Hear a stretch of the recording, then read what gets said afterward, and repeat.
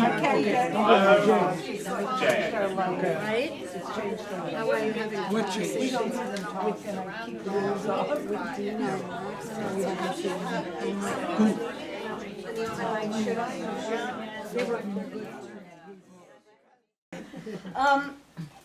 as most creators know, the creative process isn't formulaic. It sort of comes and fits and starts. And I want to say that after my first novel, I vowed that I would never do it again.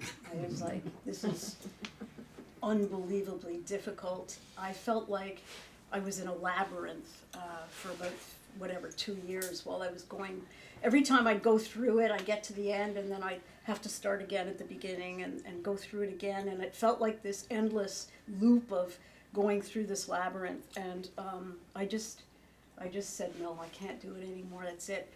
And so around, I want to say it was around 2019, I was reading a book by Elizabeth Gilbert, who wrote Eat, Pray, Love. Some of you might know that book.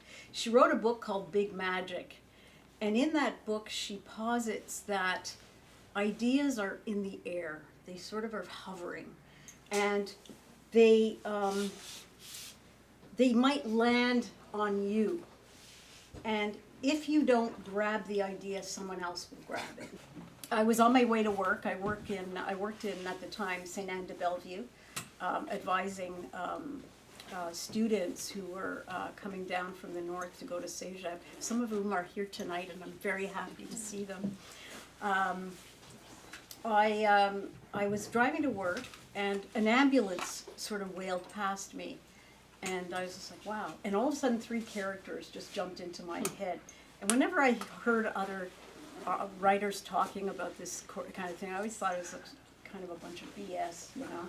But it really did happen to me that way, where the ambulance drove by, and then 3 characters popped into mind, and they were the 3 characters that became the principal characters in this novel. And so what happened was, I didn't have a story. I had no idea what it was about. But I started writing dialogues between the characters, just for fun, you know, this one talking to this one. And then I found a drafting circle online, a woman who was doing what she called the drafting circle, and I signed up for it. And she called herself a writing, I'd call her a story whisperer.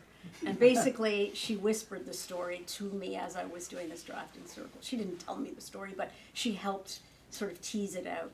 And that's how the story developed slowly over a couple of years. But what happened was, I surprised myself when I was writing the first draft, and I did something in that story that linked it to the first novel.